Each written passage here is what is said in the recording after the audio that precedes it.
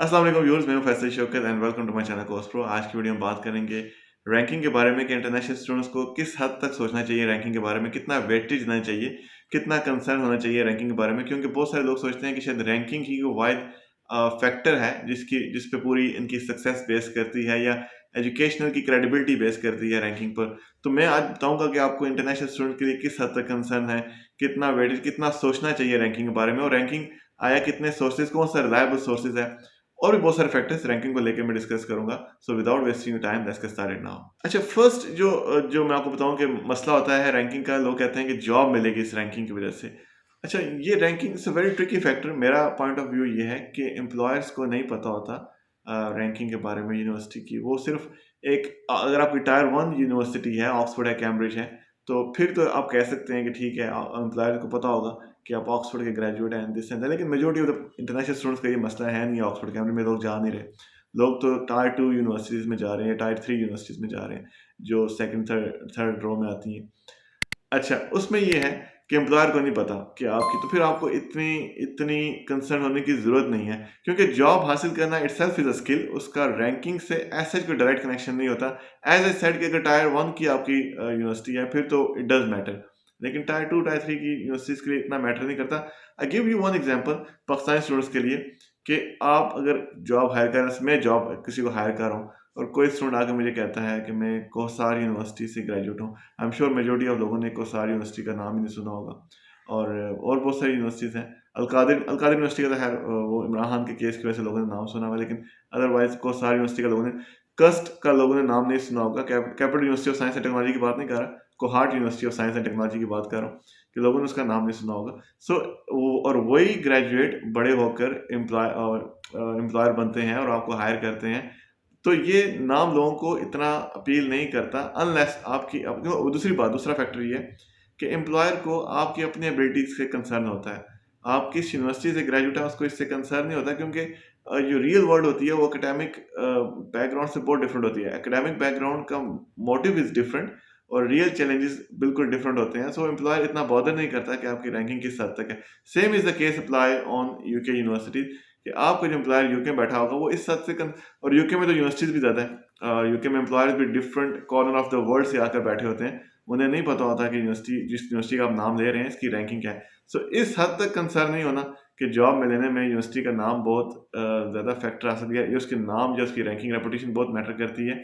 इसीलिए लोग क्या करते हैं कि टायर टू की यूनिवर्सिटीज में भी हाई रैंकिंग की यूनिवर्सिटीज को जो टारगेट करने की कोशिश करते हैं, रसल ग्रुप की यूनिवर्सिटीज को टारगेट करने की कोशिश करते हैं, which I think is not a right strategy. आपको इस पर रिव्यू जरूर करना चाहिए कि आप इतनी महंगी यूनिवर्सिटी में क्यों जा रहे हैं, क्योंकि अभी यूनिवर्सिटीज की जो मेजोरिटी है वो 17-18 हज़ार पाउंड पर है, लेकिन कुछ यूनिवर्सिटीज 12-13 हज़ार पाउंड एनुअल पर भी अवेलेबल है। So you have to decide कि आप इतनी बड़ी यूनिवर्सिटी 17-18 हज़ार पाउंड पर क्यों पे कर रहे हैं, जबकि आपको same type kind of education, same kind of degree 12-13 हज़ार पाउंड पर भी मिल सकती है।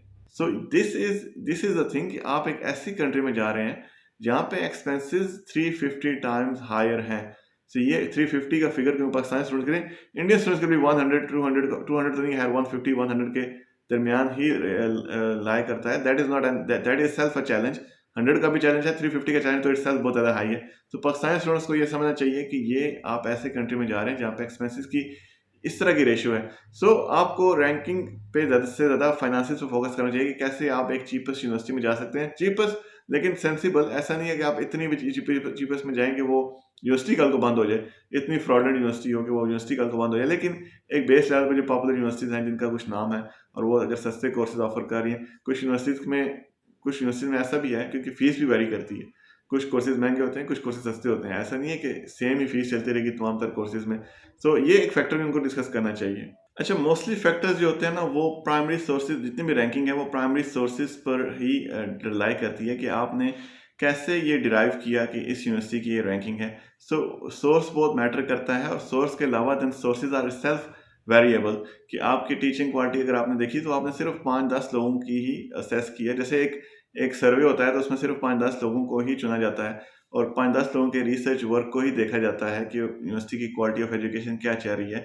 या अगर यूनिवर्सिटी के अगर 4-5 लोगों को जॉब लग गई है तो उसी से ही उसका जॉब प्रॉस्पेक्ट्स या जॉब एम्प्लॉयबिलिटी रेशियो निकाली जाती है। सो ये कोई 100% कंक्रीट एविडेंस नहीं होता कि यूनिवर्सिटी इस हद तक सक्सेसफुल है जितना वो क्लेम कर रही है। ये सिर्फ एक सैंपल रिपोर्ट होती है, उसी के बेस पे ये बनाया जाता है। उसमें बेशुमार फैक्टर ऐसे हैं जो क्रेडिबल हैं और क्रेडिबल नहीं है। कुछ कुछ पेड भी होते हैं, I don't want to name them कि कौन से पेड होते हैं कौन से नहीं होते हैं, लेकिन आपको पता है कि बिहाइंड द सीन कुछ ना कुछ पेड कंटेंट चल रहा होता है जिसकी वजह से लोगों की रैंकिंग, यूनिवर्सिटीज की रैंकिंग बढ़ रही होती है। कई दफ़ा आप ऐसे सोर्सेज देखते हैं जिनका आपने नाम भी सुना था। Some are the very credible sources, Times Higher Education है, क्यूएस रैंकिंग है जो कि बड़ी क्रेडिबल है।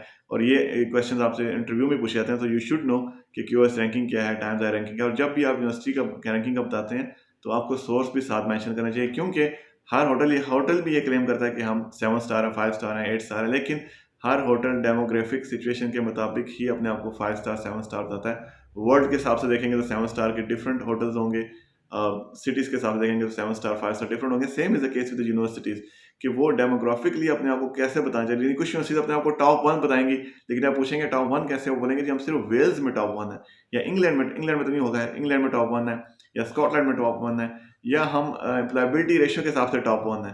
तो ये फैक्टर आपने देखना है कि यूनिवर्सिटी की ओवरऑल रैंकिंग कैसे चल रही है, आया वो वेरिएबल है कि नहीं, क्या वो बढ़ेगी नहीं बढ़ेगी, क्या वो अपनी रैंकिंग को बढ़ाने के लिए क्या वो एफर्ट कर रहे हैं। तो ये भी आपको असेस करना पड़ेगा, क्योंकि कुछ यूनिवर्सिटीज़ की एक्सक्यूज मी कुछ यूनिवर्सिटीज़ की रैंकिंग अभी कम हो सकती है, लेकिन हो सकता है कि फ्यूचर में आपकी रैंकिंग उस यूनिवर्सिटी की बढ़ जाए, तो आपको उसका कोई ना कोई बेनिफिट मिल ही जाए। आप कल को बता सके कि मैं उस यूनिवर्सिटी का अलमनाई हूँ, तो लोग आपसे इस बात पे इंप्रेस हो कि हाँ वो यूनिवर्सिटी बहुत ज़बरदस्त यूनिवर्सिटी। हालांकि उस टाइम इस टाइम आपने एडमिशन लिया था, उस टाइम उसकी इतनी अच्छी रैंकिंग नहीं थी, लेकिन later on you assess that कि लेटर ऑन इस यूनिवर्सिटी की रैंकिंग अच्छी होगी। सो ये एक बेनिफिट है, इंटरनेशनल स्टूडेंट को देखना चाहिए कि वो रैंकिंग किस तरह से ड्राइव कर रहा है, कौन से सोर्स को वो पे रिलाई कर रहा है, और आपको लगता है कि यूनिवर्सिटी लेटर ऑन ज़रा बेहतर परफॉर्म करेगी अपने इन टर्म्स ऑफ रैंकिंग में।